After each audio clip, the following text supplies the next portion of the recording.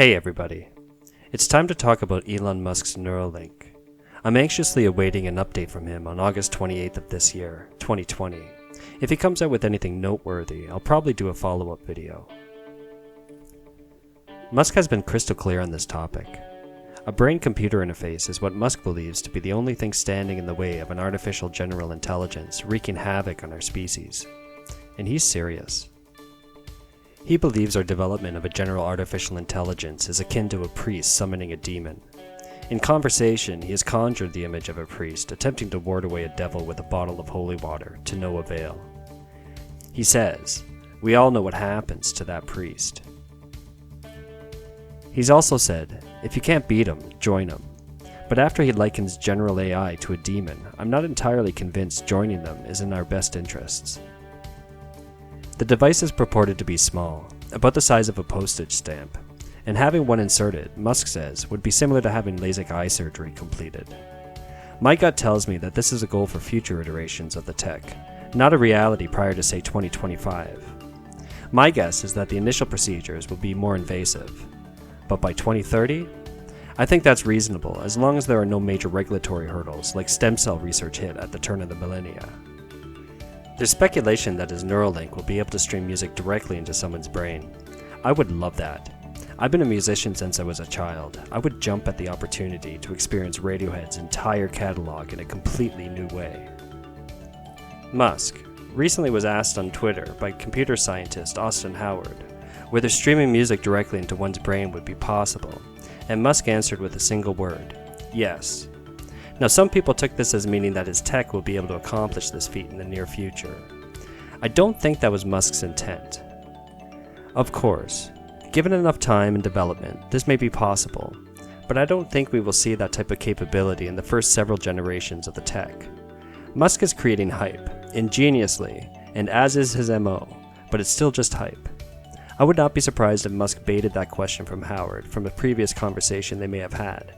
Or maybe I am way off base and achieving a music streaming application is in the low-hanging fruit category. Anyways, Musk's endeavors here, as far as I can tell, is fraught with pitfalls, but so is a peopled mission to Mars, and I do believe that if anyone can pull it off, it's Musk. But back to those pitfalls. I'm going to focus on one major one that's probably top of mind for you. Hackers. I understand hackers. They are a tenacious bunch and stubborn.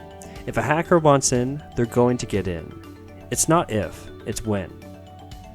I'm convinced that no one can have any reasonable expectation of privacy anymore. It's just not reasonable if you're engaging online and with tech on any medium. Blockchain technology was touted as being unhackable, but we see cryptocurrencies being compromised in all manners of ways people never envisioned. Like life, hackers will find a way. It would be foolhardy to assume that Musk's BCI did not have vulnerabilities. Imagine if someone hijacked the audio feed into someone's mind, broadcasting whatever they want. Or if they managed to scramble the signal, rendering an individual incapacitated, clawing at their implant with no relief available. It's a nightmare. Perhaps the more insidious act that has me second-guessing whether or not I'll engage with this tech is gaslighting. If one was able to stream music, I'm sure one would be able to stream any number of audio sources, like news broadcasts. You think fake news is bad now? Just wait. Fabricating a news broadcast can be accomplished today with various AI tools. There is AI that can mimic anyone's voice with just a few words for a sample. We live in a reality, and unfortunately, in this reality, there is no shortage of bad actors. What would happen if a rogue regime like North Korea or Communist China was to use these on prisoners or captives? My spine just tingles, not in a good way either, when I think of the new types of torture these tyrants may dream up. I'm not going to flesh that line of thought out any further. Can't stomach it. Moving on. When Musk first unveiled his technology, I think it was just over a year ago, back in July of 2019, when we had so much less to worry about, an attendee at his unveiling put forward a question that made me step back a bit. He asked, "Will the software be open sourced?" Now, I have been a vocal proponent of open source software. So many great things are available to people thanks to this concept. The operating system I use, and in fact every piece of software I use to put these videos together is open sourced. Open source means everyone can contribute to its development, and it's available for everyone and anyone for free. It's one of the truly altruistic and collaborative practices us humans can brag about. I'm going to have to rethink my almost religious devotion to the open source concept though when it comes to software running on a BCI. I guarantee you, the moment this tech hits the streets, and it's going to, sooner than many think is my bet, there will be hackers looking for ways to exploit it. There's probably hackers working on exploits now, and if this software is open sourced, that will make their ambitions so much easier. I'm a tech enthusiast.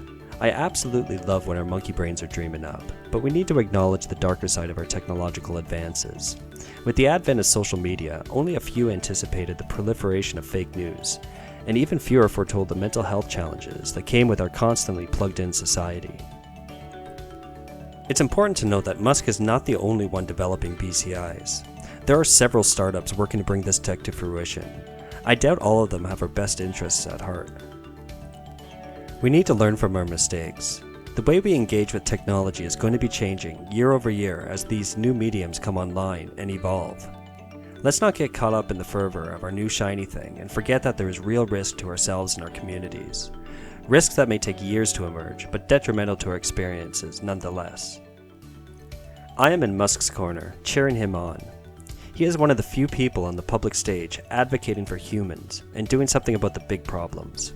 He's earned my respect and admiration, but that doesn't give him a free pass to launch tech that could seriously harm people. Here's hoping for the best. That's really all we can do. Thank you for listening. If you like my work, please hit that like button and consider subscribing. And remember, stay safe out there, everybody, and take care.